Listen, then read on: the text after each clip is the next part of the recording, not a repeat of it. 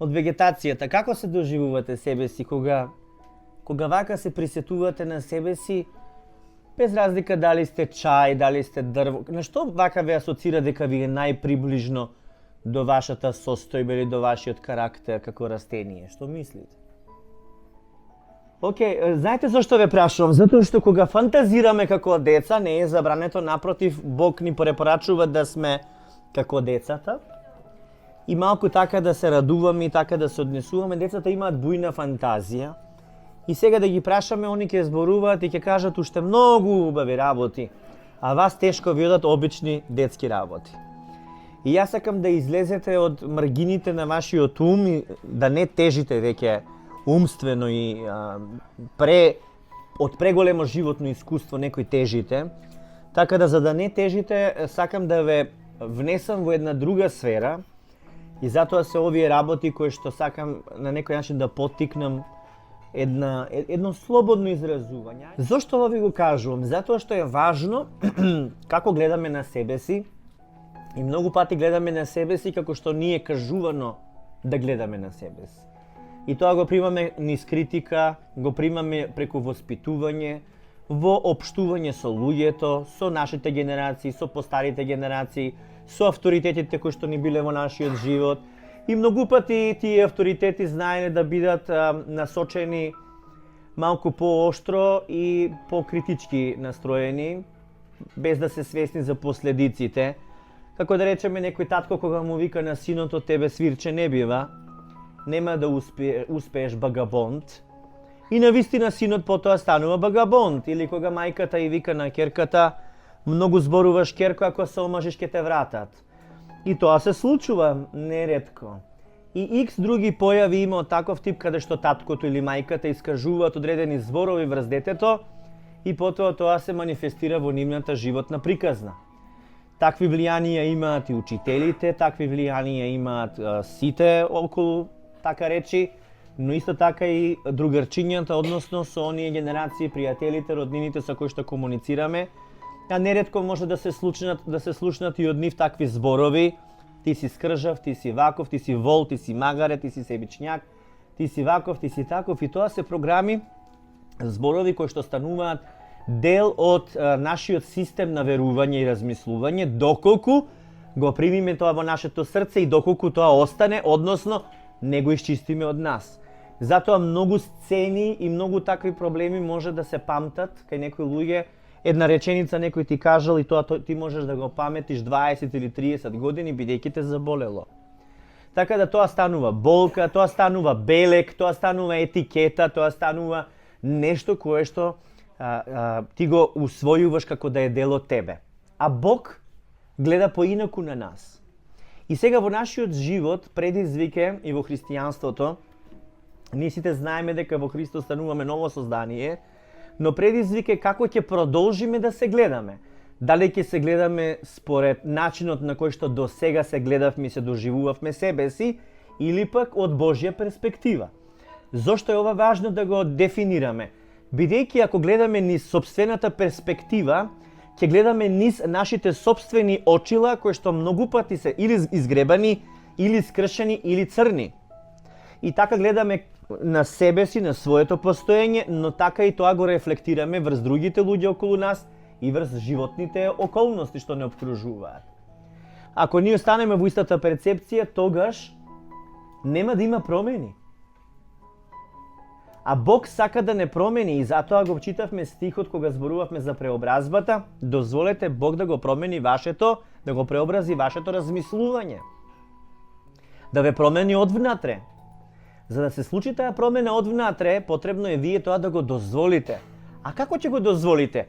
Кога најпрво ќе го оставите стариот систем на верувања со погрешни слики за себе си и за животот, ќе го трнете на страна од себе и на тоа место ќе се исполните со Божји слики, односно со Божји зборови за вас. Кој ќе каже амин? Амин. Така да до сега да речеме ти викале инвалидна, неспособна. Ајма ти ли ќе носиш фустани? Па биди реална, види се. И затоа ти, и покрај тоа што веруваше во Христос, не можеше да се ослободиш, да во целост да искусуваш таа слобода.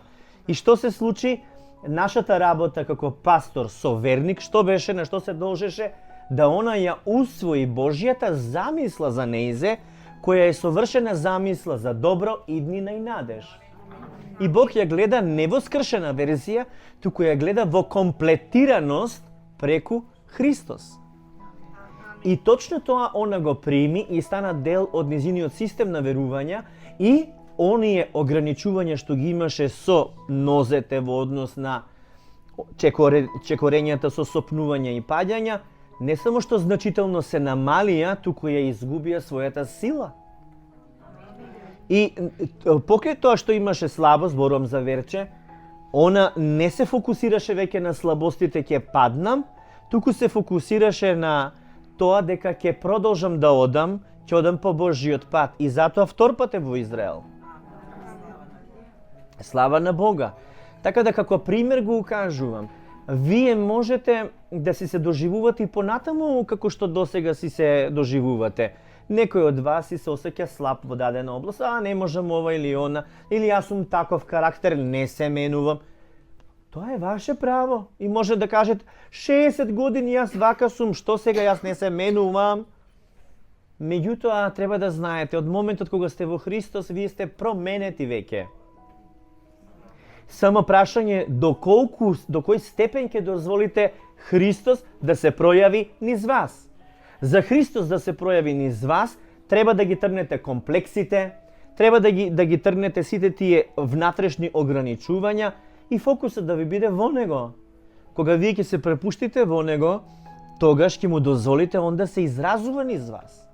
Дали сваќате? И тогаш веќе немате срам, не сте комплексирани, не сте ограничени, не размислувате малоценно.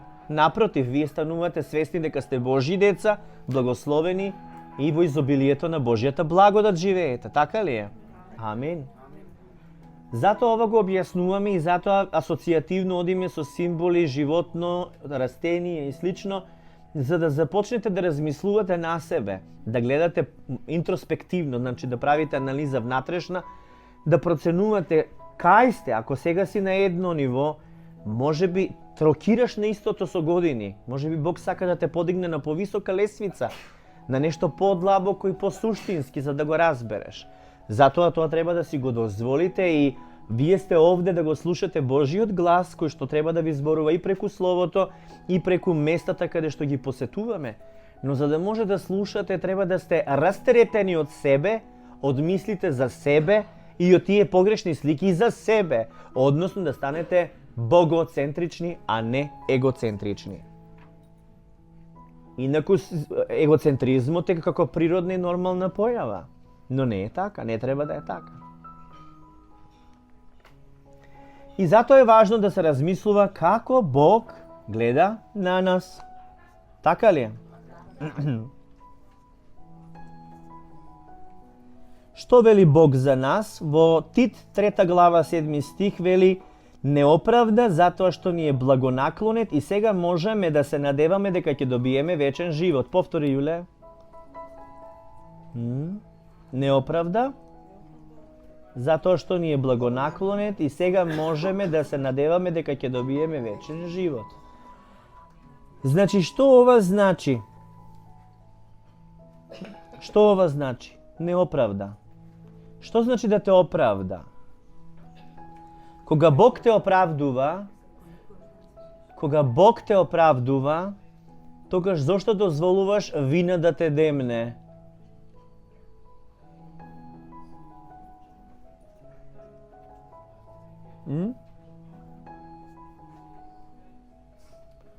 Некогаш таа вина доаѓа во твоите мисли од самиот себе.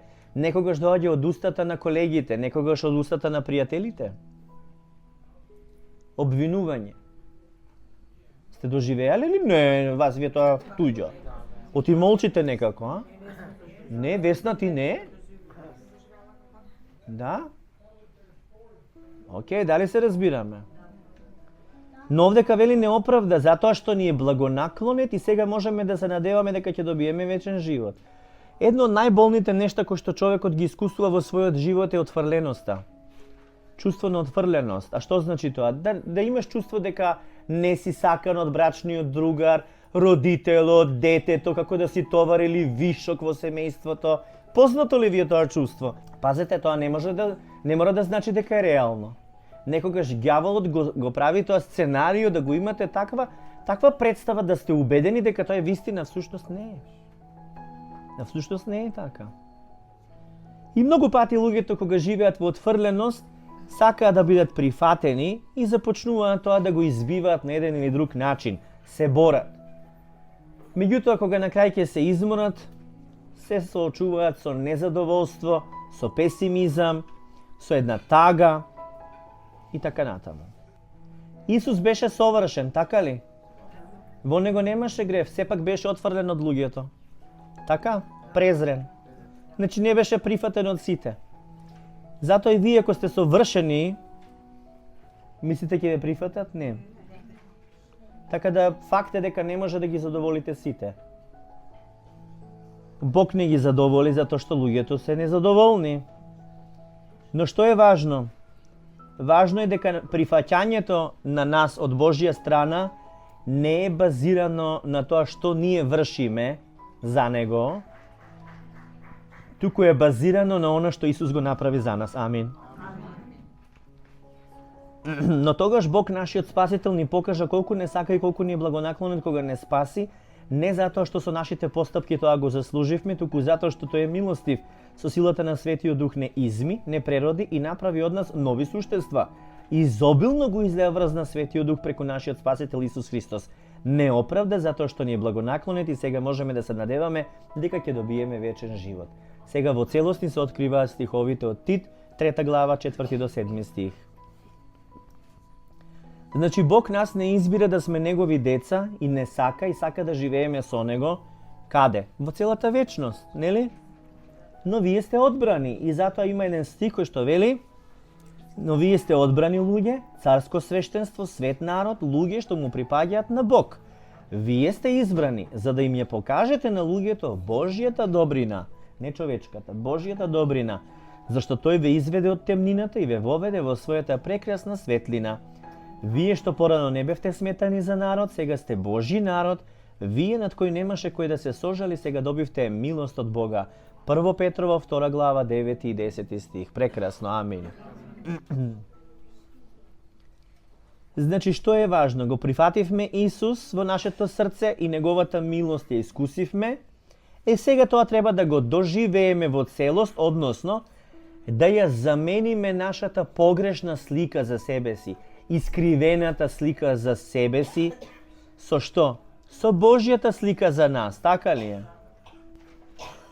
Господ нас не прифаќа не затоа што сме испостиле и не затоа што сме жртвувале јагне, курбан сме давале и не знам многу добри ни сме правеле, туку не избира по милост негова и сме привлечени преку неговиот Свети Дух да поверуваме во Господа Исуса Христа, Божиот Син, кој што е наш Бог и Спасител. Соодветно, се што требаше да се исполни како критериум за ние да бидеме посинети, тоа го исполни Исус и на нас го даде духот на посинувањето, преку кој и примаме сведоштво во нашиот дух дека Таткото Небесен, Таткото на Исус е и наш Татко и затоа велиме Аба, кој што значи татичко. Тој дух на посинување ни сведочи во нашиот дух дека сме Божји деца. Значи тоа не смете да го заборавите. Како Божји деца треба да се однесувате вистински како Божји деца. Ако си Божјо дете, не можеш да се однесуваш како дете на темнината, туку дете на светлината. Ако си Божјо дете, не треба да дозволиш да се доживуваш како жртва, туку како победник, бидејќи Исус извојува победа за тебе. Ако си Божјо дете, не сме да дозволиш да триумфира бедноста и оскудацијата во твојот живот, затоа што Исус ти подари се изобилно пред се од неговата благодат, а потоа и се она што него му следуваше, бидејќи беше послушен дури до крст. Амин. Римјани 8 глава 38 и 39 стих вели: убеден сум дека ни смртта, ни животот, ни ангелите, ни владетелите, ни сегашноста, ни иднината, ни некакви сили, било да се сили од височините или сили од длабочините, ниту што и да е на овој свет, не може да не одвои од Божјата љубов, што тој ни ја искажува преку Исус Христос, нашиот Господ. Амин. Оваа љубов ни се открива само преку Исуса Христа и луѓето не можат да зборуваат за оваа Божја љубов доколку го немаат Исус Христос званично прифатено за свој Господ и Спасител. Исто така луѓето не можат да кажат дека Исус Христос е Господ. Дури се бунтуваат кога ќе речат, они само завршуваат до точката Исус е Божји син. А Светото писмо вели дека никој не може да каже дека Исус е Господ освен преку Светиот Дух. Значи Светиот Дух е тој кој што во нас го дава тоа сведоштво и со увереност кажуваме Господе Исусе Христе. Дали е тоа јасно? Колку е јасно? Дали Исус и Отецот се едно? Ќе ви прочитам нешто. Исус му рече, јас сум патот и вистината и животот, никој не доаѓа при татко ми освен преку мене. Ако ме бевте познавале, ќе го познававте и мојот татко, а од сега го познавате и сте го виделе. Филип му рече, Господи, покажи ни го таткото и доста ни е. Исус му рече, толку време сум со вас и не ме позна, Филипе? Кој ме видел мене, го видел и таткото. Тогаш како велиш ти покажи ни го таткото? Не веруваш ли дека јас сум во таткото и дека таткото е во мене? Зборовите што ви ги кажувам не ги зборувам од себе. Таткото кој е во мене, тој ги прави делата. Верувајте ми дека јас сум во таткото и таткото во мене, ако пак не, верувајте заради самите дела. Вистина ви велам, кој верува во мене, делата што ги вршам јас, ќе ги прави и тој, ќе прави и поголеми од овие, зашто јас одам при мојот татко. И што и да побарате во моје име ќе направам, за да се прослави таткото во синот. Ако посакате нешто во моје име, јас ќе го направам. Ако ме љубите, ќе ги пазите моите заповеди. Амин. Заповедите на Исус не се заповедите од Стариот Завет, туку заповедите на Исус се сакај го. Така е, сакај го Бога и сакај го ближниот како себе си. Но, денеска бевме на зидот на плачот. И луѓето сакаат да им се услиша желбата или молитвата и ставаат хартивчиња на зидот и така натаму допираат и така натаму. А знаете ли колкава е привилегијата да го имаш ова и што и да побарате во моје име ќе направам за да се прослави таткото во синот и веќе не ти е потребен зид? А ако го беа прифатиле Јешуа, ако го беа прифатиле Исуса Христа, ќе има директен пристап до Бога. Но Бог има план за нив и ние се молиме тој план да се исполнува, ги благословуваме и се радуваме за нив затоа што навистина ќе бидат спасени, барем тие кои што Бог нели одбрал да ги спаси, така ли е? Но запамтете, ако посакате нешто во моје име, вели Исус, јас ќе го направам. Амин. Но кога му се обраќаме на Господа Исусе Христе, во тој момент му даваме слава и на Таткото Небесен, бидејќи како што слушнавте, они се во единство, нели е така? Зошто јас ви го истакнувам? Затоа што некои луѓе тоа не го знаат и се збунети и имаат некој внатрешен конфликт, меѓутоа мислам дека веќе се расчистува сето тоа, така? Зошто ова сето е важно ние да го истакнеме и да го разбереме, бидејќи ние сме дел од тоа, од она што е во Христос, од Божјото семејство. Ние стануваме органи во неговото тело. Така ли е? Значи Бог не избра да сме негови деца заради она што ние сме го постигнале и сме 30 години верници или Библијата ја знаеме напамет, туку заради тоа што Исус го изврши за нас. Кој ќе поверува во Исус ќе биде спасен, кој не ќе биде осуден, така е.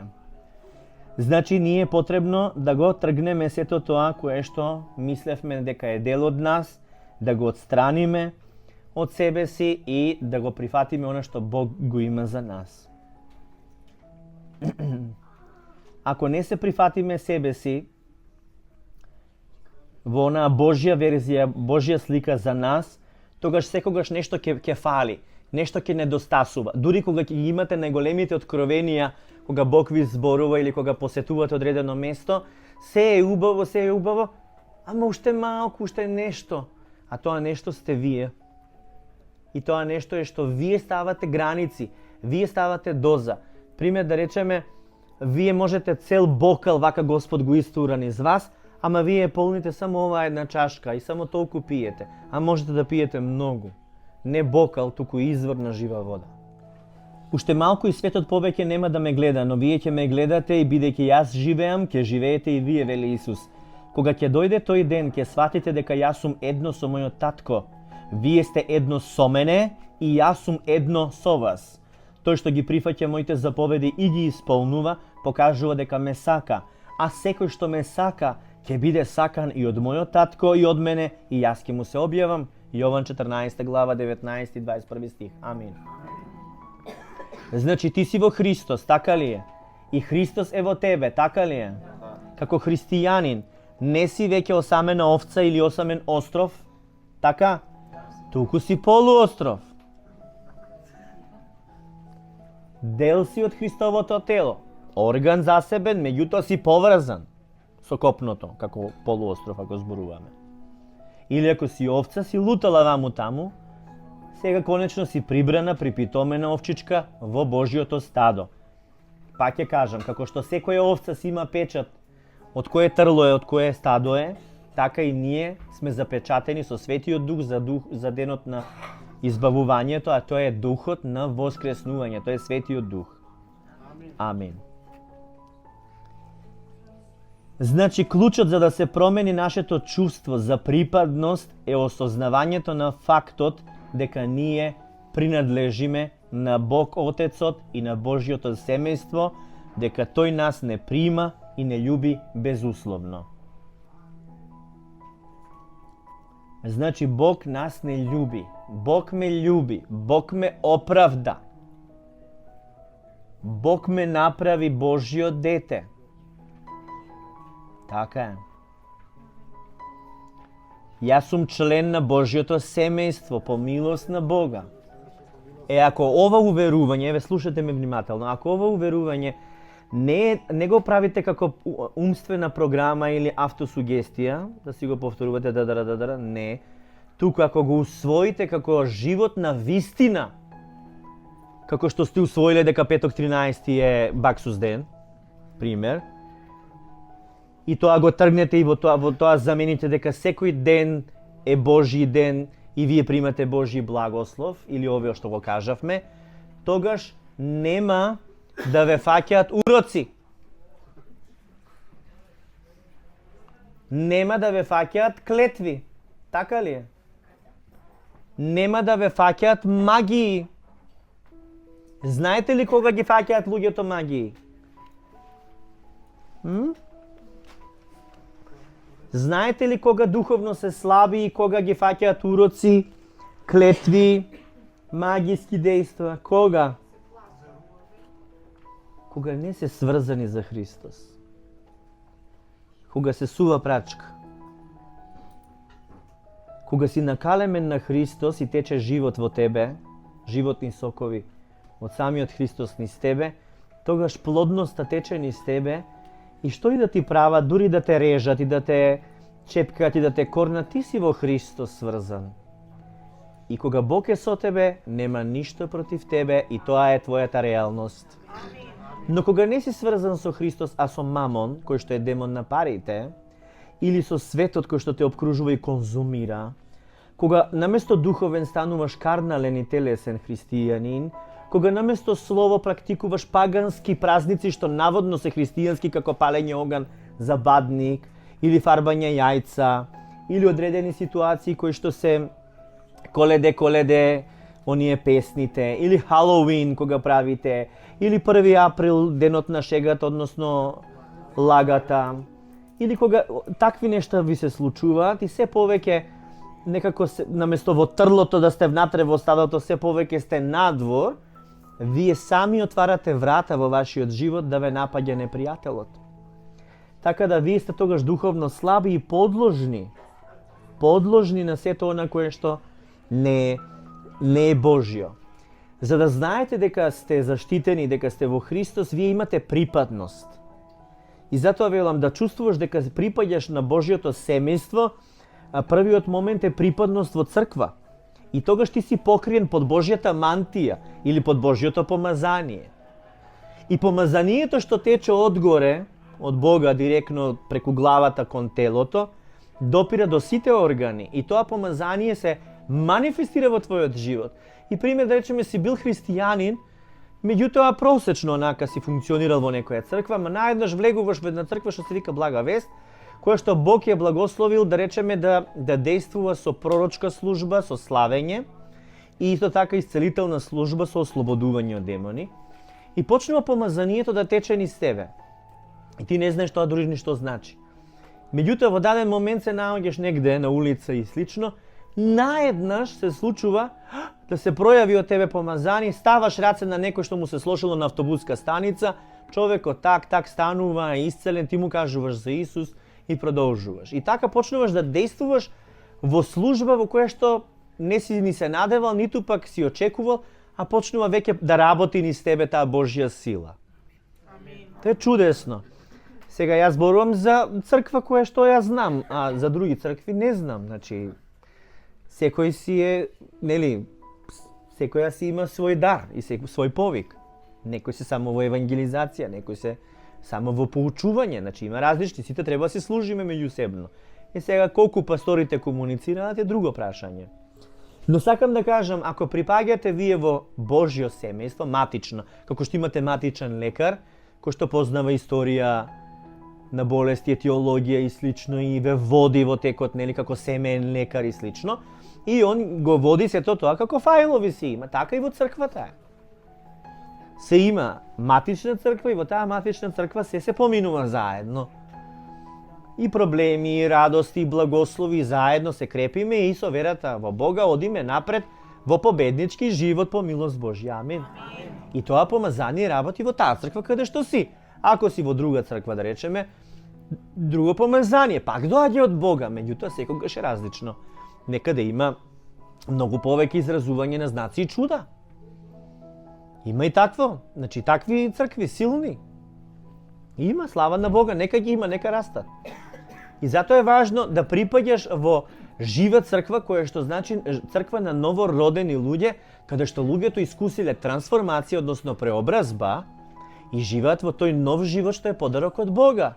А ако живеете во религиозен систем или црква по религиозно разбирање како тврд храм од тврдина, храм, и се оди како останатите во празник или обично во недела, се чита само словото и толку, нема манифестација на верата, тогаш нема ни плод на верата во вашиот живот. Религијата не дава плод, напротив, го суши, ако има. Исус е против таа религија. Затоа ги isfрли сите маси, каде што се продава менувачници на пари, јагниња и слично, во храмот кога влезе. Денеска во тие тврди храмови, јас така ги викам тврдини, и денеска се продаваат од свеќи, од бројаници, од што ли не. И денеска има пазар. Разбирате ли? Тоа е многу битно да го сватите. Едно е ти да се храниш од Божјото Слово и да растеш и да инвестираш, да си купиш книга што ќе те охрабри во верата и слично, или музика така да си слушаш да те потикнува, а друго е ти да мислиш дека предметот што ќе го купиш ќе ти донесе късмет, среќа или во Божјите очи ќе најдеш протекција, мислам, како бројаничката што наводно ќе те пази. Тоа нема такво нешто. Нема такво нешто. Такво нешто нема. Во Библијата никаде, дури би рекол ерес. Затоа што ако требаше на предмети да се поклонуваме, тогаш ќе оставеше Господ. Ќе оставеше неколку предмети. Еве ова ќе ви биде кој ќе го допрете, коса ќе ви расте. Еве ова кој ќе го допрете, ногата ќе ви оздраве. Ме разбирате? Се што тоа се идоли, така е. Се сеќавате на бронзената змија во пустината, кога Бог ја даде за исцелување на луѓето, израелците кои што беа ослободени од Египет, и беа многу мрчатори, многу мрмореа, беа незадоволни, се беа незадоволни. И леп мана доаѓаше од небото незадоволни, и прпелици им даде Господ незадоволни. И Господ прати змии, ги испокаса, а се жале, а некој умира, и потоа им даде змија бронзена која ќе погледнат во незе да примат исцелување. И тоа е предслика на Христос. Кога ќе погледнеш во Христос, добиваш исцелување. Така змијата била на крст ставена, меѓу другото. Да знаете. И што се случува после тоа? Од змијата, како предмет, бронзена, направија идол. Разбирате ли? И затоа Исус не остава предмети и различни такви нешта кои што се користат во други религиозни деноминации, црковни деноминации христијански, не се придава значење до нив, не се дава, затоа што клучно е, пазете, Бог е дух. И ние општиме со Бога нашиот дух со неговиот дух. И затоа е многу возможно Бог да ви зборува. Неговиот дух да ви прошепоти, тоа е тивок глас.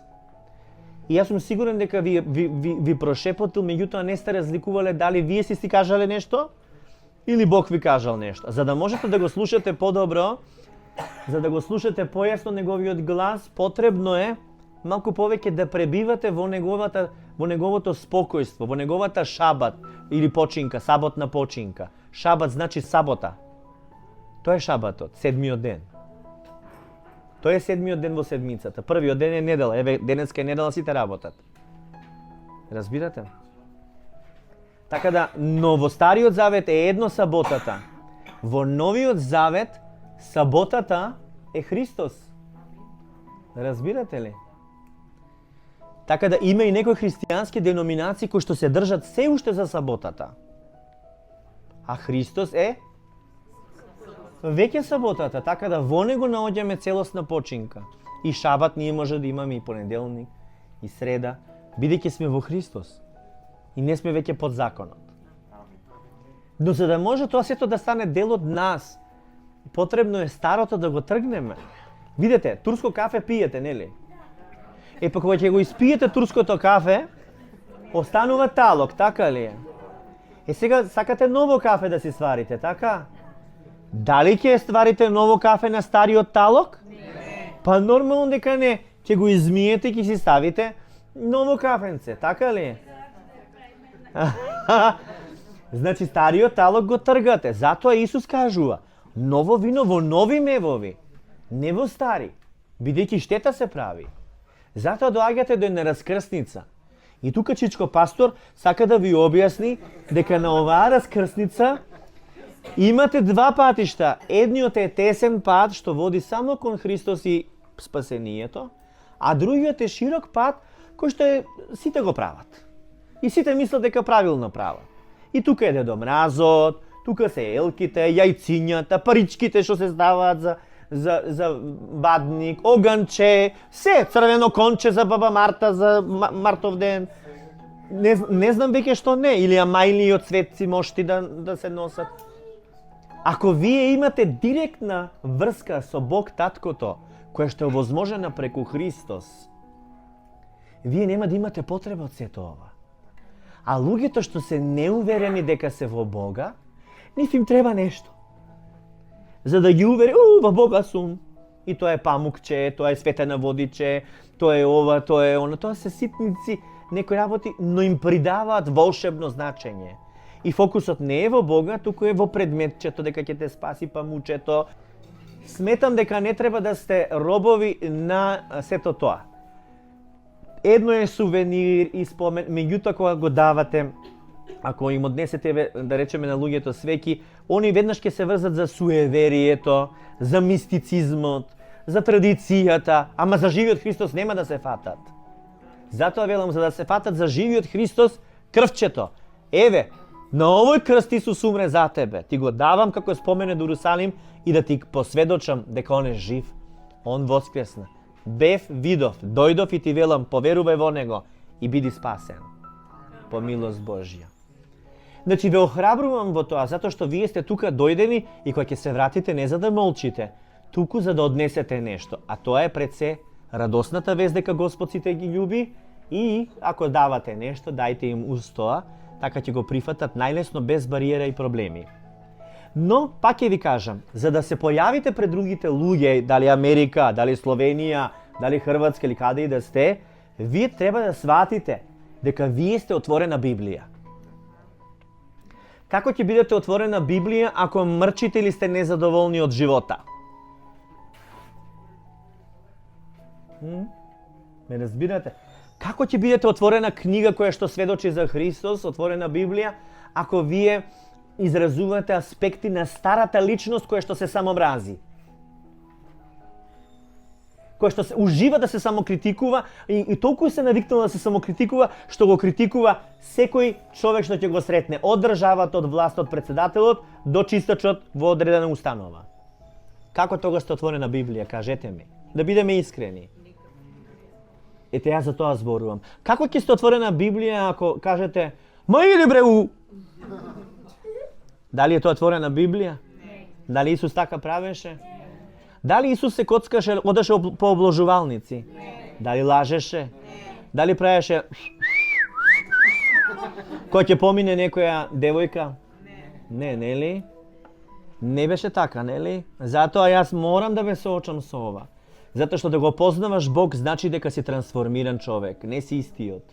Штом Христос зацари во твоето срце, во твојот живот, повеќе не прецепираш на истиот начин. Дури телото да те тера, просто не правиш. Знаеш дека не е редно, не дека е правило. Едноставно во своето срце имаш одбивност. Не кеш да пиеш, не кеш да пушиш, не кеш да лажеш. Не те тера пасторот, бре. Не сакаш едноставно, не сакаш. Не сакаш, претходно си лажел, си пцуел, си фрлал клетви. Ова да не видиш, она да видиш, ајде да не видиш. Ама сега веќе, кога го примеш тој мир, тој шалом, зацарува во тебе, знаете како станувате, како мирна река што брек рони. Или по наше кажано, муването лази. Нели? Можете ли да го постигнете тоа, ништо да не ве допира? Не, со собствени сили не можете, но со Христос можете да бидете untouchable, недопирливи. Зошто недопирливи? Затоа што крвта Исусова е врз вас. Амин. Кога крвта Исусова е врз вас, не може никој да ве допира со своите шепи. Не може никој да ве корне со неговите ногти. Ни трња, ни ногти, ни шепи не може да ве драскаат. Зошто? Затоа што крвта Исусова е најголема заштита. Не ви треба заштита од магија, од уроци или од клетви, со конци, со ова, со води, вакви такви. Доволно е да се повикате на тоа што Христос направи за вас и да објавите што Исусовата крв направи за сите вас. Тогаш не може ништо да допре до вас. Но за да можете тоа да го правите, само е потребно решението да прифатите дека Бог ве сака, дека сте Божји деца и дека вие не сте повеќе истите, не сте старите луѓе. Туку во Христос сте нови луѓе, оправдани, осветени, очистени, царски род. Амин. Амин. Јас не ви зборувам мотивационен говор. Јас ви зборувам слово кое што трансформира. Од ова колку ќе остане во вас зависи од вашата нива, односно од вашето срце. До сега беше орана. Беше потопена, напрскана со водичка. Сонце блесна, Господ, оп, даде топлина, да даде се. Еве го и семето. Сега се насадува, не го откопувајте. Како нема да го откопате? Кога вечер ќе си легнете и нема да викате, о, ме боли кичма. Остарев. Не ме бива за ништо. Глупача сум. И бе, јас сенилен сум, бе, заборавам многу. Ама сум прост или проста. Бе, не си, немој да зборуваш. Го навредуваш Божјото дело што Он го врши во тебе. Немој, ако си бил порано и прост и глуп, се си бил. Сега не си, во Христос си ново создание. Амин. Нели е така? Не ме бива за ништо. Може би порано не те бивало, сега те бива за се. Затоа што Исус работи преку тебе. Дали се разбираме? Не можам јас без помош и подкрепа, без некој да ми го држи палтото, не можам да ја облечам. Можеш да облечеш без никој да ти држи. Зошто? Затоа што Исус тебе цел те држи. Заменувај ги тие стари концепции и ограничувања со Божјата свесност, со Божјата слика за тебе. А кој ќе каже амин? Амин. Затоа е важно не само да аминуваме, туку важно е тоа да го практикуваме. Амин? Амин. Ете така. Што направи Исус за нас на крстот, дали знаете? Убаво е кога знаат.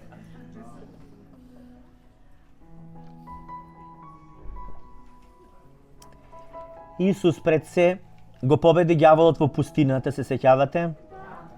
Потоа им простуваше на луѓето за нивните прегрешенија, за гревовите. Потоа ги исцелуваше болните, така ли е? всушност Исус ја рушеше контролирачката сила на ѓаволот која што беше манифестирана врз луѓето, ги изгонуваше демоните како доказ за присуство на царството дека се манифестира. И дури на сето тоа го обвинуваа Исус дека тој е демонизиран. Се сеќавате? И тој кажа: и ако јас ги изгонувам демоните преку Велзевула, преку кого ги изгонуваат вашите синови, затоа тие ќе ви бидат судии, но ако јас ги изгонувам демоните преку Духот Божји, тогаш Царството Божјо дошло врз вас. Матеј 12 глава 27-28 стих. Амин. Исус, Господ наш, беше распнат, тој е цар на царевите, но тој беше распнат на крст, земајки ги на себе болестите, слабостите, и ние преку неговите рани се Исаија 53 од 3 до 5 стих.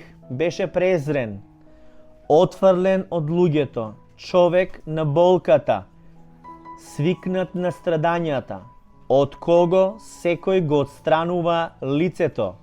Беше презрен и за ништо го сметавме, а тој ги понесе нашите болести, ги зеде врз себе нашите болки, додека ние сметавме дека Бог го бие и го понижува. За нашите престапи беше прободен, сотрен за нашите беззаконија. Казната за нашиот мир падна врз него. Преку неговите рани ние се исцеливме. Амин. Исто така Исус не откупи од проклетството кое што сите го имавме. Зошто? Затоа што сите кои што се надвор од Исус се подложни на Божиот суд и се против Бога, односно се бунтовници. Соодветно, сите ние ќе бевме судени според Божиот критериум, според Божиот стандард за светост и праведност, а тоа го дава Божиот закон, пренесен од Бога преку Мојсей, пренесен врз израелците. Соодветно, кога ние сакаме преку законот, како што денеска сретнавме кај зидот на плачот, еден човек сакал да врзува од тие кожичките кои што се поврзани со законот и заповедите од Мојсей и не прашуваше дали некој имаме од еврејско потекло во семејството со цел да ги стави тие кожи на нас. И потоа Саша ни објасни дека он мисли дека ако ги стави тие кожи врз нас, дека во таа улога да послужи, дека он добива награда според законот. И колку повеќе ќе го направи тоа, толку повеќе ќе искуси, ќе добие според Божиот закон, разбирате? Меѓутоа, ако не исполниш едно нешто во законот, ти се стекнуваш со проклетство. Значи, се да исполнуваш едно да не исполниш, се стекнуваш со проклетство. А знаете законот што вика: не кради, не лажи, не љуби, не врши прељуба, нели, почитувај татко, мајка и така натаму. Во еден момент ти тоа ќе го направиш како грешка, било со умот, било со устата или со постапките. Така да никој не може да се оправда пред Бога преку законот. А Исус дојде и го исполни Божиот закон совршено, бидејќи во него грев немаше. Амин. И затоа он наместо нас го исполни законот, за да не ослободи од законот и сега да живееме по благодат Божија, водени од Светиот Дух. Амин. И во Галатјани 3 глава 13 стих вели вака: Христос не откупи од проклетството на законот, откако стана проклетство за нас, зашто е пишано: проклет да е секој кој виси на дрво. Што значи дека Исус, кој што беше свет и праведен и чист, безгрешен, тој стана проклетство за нас. Кога? Кога висеше на дрво и кога се идентификуваше со нашата грешна природа, земајќи ги гревовите наши врз себе. А ние во замена ја примаме неговата праведност. И казната за нашите гревови што ни следуваше, како страшна смрт, падна врз него. Таа страшна смртна казна падна врз Исус. Така да Исус не ослободи од проклетството и од сето оно проклетство, се што носи фактички проклетството. Амин. Што Исус направи со својата крв? Каков е тој нов завет преку неговата пролеана крв што се случи?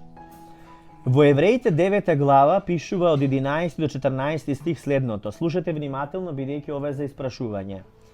Но Христос, кога стана првосвештеник на идните блага, со поголема и со посовршена скија, неракотворена, односно не онаква каква што се прави на земјата, ниту со крв козја или телешка, туку со својата крв влезе во светилиштето еднаш за секогаш и изврши вечен откуп. Зашто ако крвта на јунче или јарец и пепелте од јуница преку попрскување ги осветуваат осквернатите за очистување на телото, тогаш колку ли повеќе крвта на Христа, кој преку Светиот Дух се принесе себе на Бога непорочен, ќе ја очисти совеста наша од мртви дела, за да му служиме на живиот и вистински Бог. Амин. Значи, кога Христос ја пролеа својата крв за новиот и вечен завет меѓу Бог и луѓето, како совршена жртва на крстот, тој ја пролеа својата крв за да создаде нова раса на луѓе. Кој ќе каже амин? Нови созданија со ново срце, односно срце кое што жеднува за Бога и го познава Бога, срце кое не ќе да оди во порочност и во неморал. Тоест срце кое што не сака да е наклонето кон грев. Не дека нема да сгрешите, но не сакате да грешите и ако сгрешите ве јаде, имате грижа. Ете, тоа е тој момент кој што ве води, ќе се покаете и окей. Но ако сте христијани кој што само грешите и немате никаква грижа, тогаш е веќе алармант, значи треба да се внимава бидејќи се отапува на тој начин совеста. Значи нова раса на луѓе, обновен народ кој во себе ја има Божјата љубов, Божјото присуство, односно го има Бог во себе. Амин. Евреи 10 глава 16 до 18 стих, во Израел сме, во Ерусалим, ова да не го знаеме е слабост, затоа и го кажувам, а таму пишува: ова е заветот кој ќе го склучам со нив по оние денови, вели Господ, ќе ги положам своите закони на нивните срца и ќе ги напишам на нивниот ум, и за нивните гревови, за нивните беззаконија нема веќе да си спомнувам, а каде има проштавање за нив, таму нема веќе приноси за грев. Амин. Исус ја пролеа својата крв за да не помири со Бог Отецот, така ли е? Тој не изми од грев преку неговата крв и не помири со Отецот. Од каде имаме доказ за тоа? Од Колосјани 1 глава 12 стих, каде вели: и преку него да измири кон себе се што е на земјата или на небото, творејќи мир преку крвта на неговиот крст. Амин. Значи Господ Исус Христос се направи за нас, не ослободи од гревот, не избави, не спаси, не исцели и вечен живот ни подари. Така ли е? Во Колосјани 1 глава 14 стих вели: во кого имаме откуп преку неговата крв проштавање на гревовите. Значи како ти се простени гревовите? А не преку донација од 1000 евра за фреска. Значи преку што имаш простување на гревовите? Преку неговата крв. Амин. Значи имаме откуп, прошка на гревовите. Исус со својот живот не откупи од канџите на сатаната. Тој умре, беше погребан и воскресна и со тоа го победи ѓаволот, му ја одзема власта што претходно ѓаволот ја имаше врз човештвото. Во Евреи 2 глава 14 и 15 стих вели: бидејќи пак децата имаат учество во месото и крвта, така и тој, се мисли на Исус, зеде учество во тоа и со смртта да го уништи оној кој ја имаше власта над смртта, односно ѓаволот, и да ги избави оние кои заради стравот од смртта цел живот беа во робство. Значи Исус го порази ѓаволот и му ја одзема власта, ги избави сите луѓе кои што цел живот страдаа од стравот од смрт. Разбирате ли? Исто така преку Исус веќе не сме луѓе на гревот, туку деца Божји, односно посинети од Отецот, и не припаѓаме на сатаната, ниту на овој свет, ниту на смртта, туку стануваме што жители на небесата. Во Ефесјани 1 глава 5 стих вели како што не ја определи однапред за да не посини преку Исуса Христа по благоволение на својата волја. Амин. Ова е доволно за вечерва, за да го размислувате, за да сватите што Исус направи за сите нас. За некого е брзо темпото што го зборував, за некого е бавно, меѓутоа имате снимки, аудио, ќе си ги преслушате, убаво е да ги медитирате групно во собата, да ги размислувате овие нешта, бидејќи ова е вистина што вас ве ослободува и што не само што ви дава крила да летате, туку ве крева на височина. И веќе не сте вие во трусно земјиште, вие сте на височина. Бог ве подига од длабоки води, ве избавува и ве поставува како победници на карпата Исус. Амин. Така да ние победнички сме повикани да живееме не како синови на робинката, туку како синови на слободната жена. Така да наш прататко е Авраам, бидејќи ние сме деца по ветувањето. Ние сме деца, бидејќи деца Божи и бидејќи ние сме оние кои што со вера поверувавме во Бога, како што Авраам му поверува на Бога по вера. Затоа и ние сме луѓе на вера. Никој не може да му угоди на Бога освен со вера во Него. Така е, со вера во Него. А оној што верува, треба да верува дека Бог има и дека ги наградува оние што го бараат. Значи, копнежот за Бога треба да расте уште повеќе. Бог го има и овде меѓу нас. И долу во лобито, и горе на таванот на терасата, и на калдрмата и кај дрвоно, и кај првата чешма што ќе ја сретнете. Бог го има сегде. Дали разбирате? Но одредени места кои што ги посетуваме, каде што се слушале библиските сцени, само може уште повеќе да ве поттикне да се отворите кон Бога, но треба да знаете дека Бог не е во зидот. Разбирате ли што сакам да ви кажам? Не е во иконата, не е во предметот. Бог не можеш да го ставиш во кутија, не можеш да го ставиш во свекичка да го завиткаш, или во крвче или во масло. Не. Бог е сеприсутен, семоќен, жив е. Тој може во исто време на сите нас да ни зборува. За него нема граници. Он е апсолутен авторитет. Му нема никој рамен. Единствен на кој што му припаѓа сета слава и чест. Величествен, апсолутен авторитет.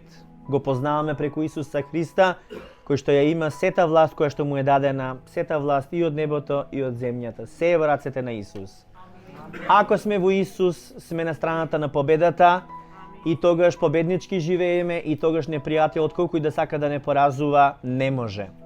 Не може. Може телото да го малтретира, може да прави некои душевни проблеми во душата, умот, меѓутоа не може да ве обземе, не може да ве украде од Божјата рака која што веќе е врз вас.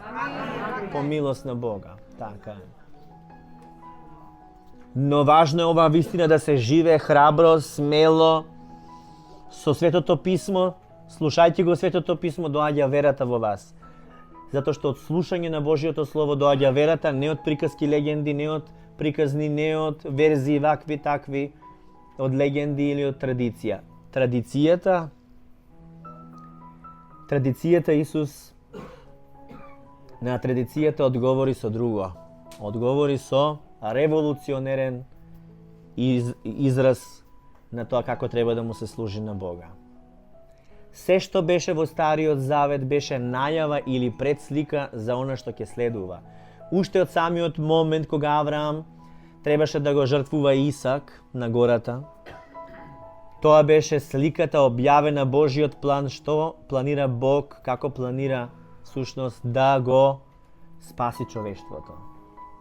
Дали разбирате? Тоа беше предслика за таткото и синот Исус.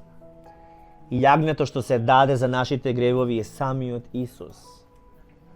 Пасхалното јагне, жртвеното јагне кое ги зема нашите гревови, гревовите од цел свет врз себе.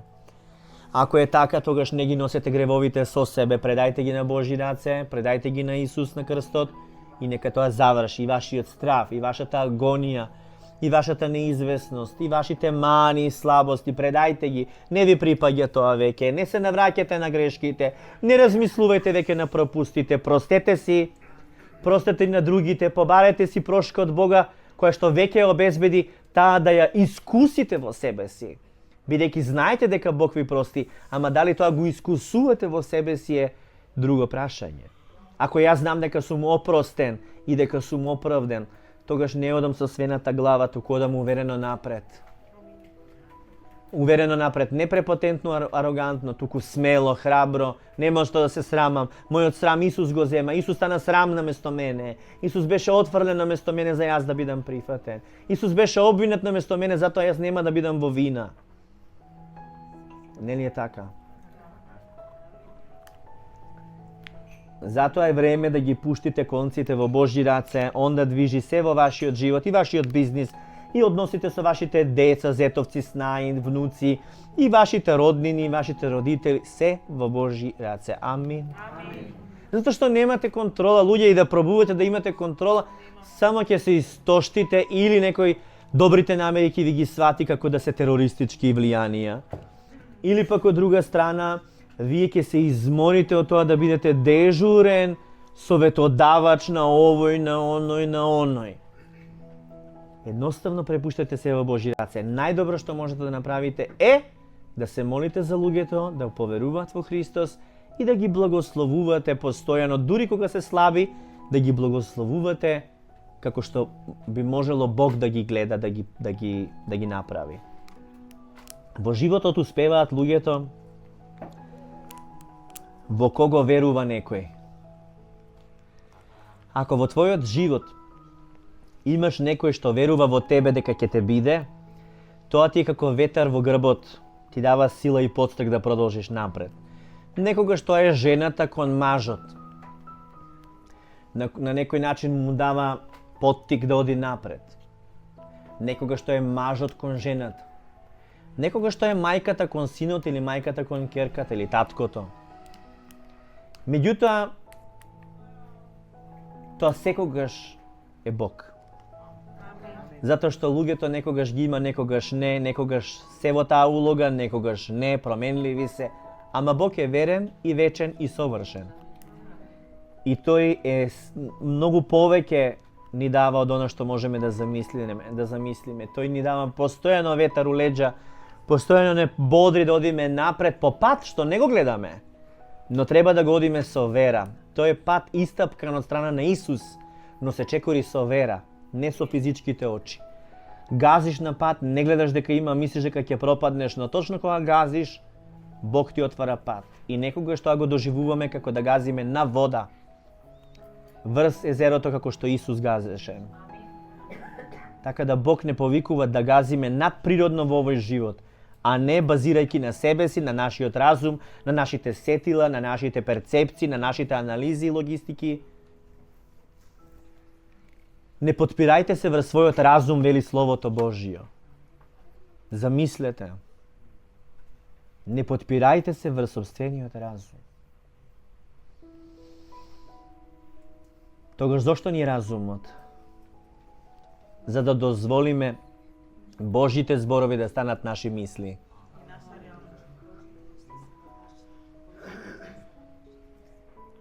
Божите патишта се не ги знаеме, Божите патишта, но Бог не ги открива преку Светиот Дух. Таков личен однос и таква лична врска во Стариот Завет немало.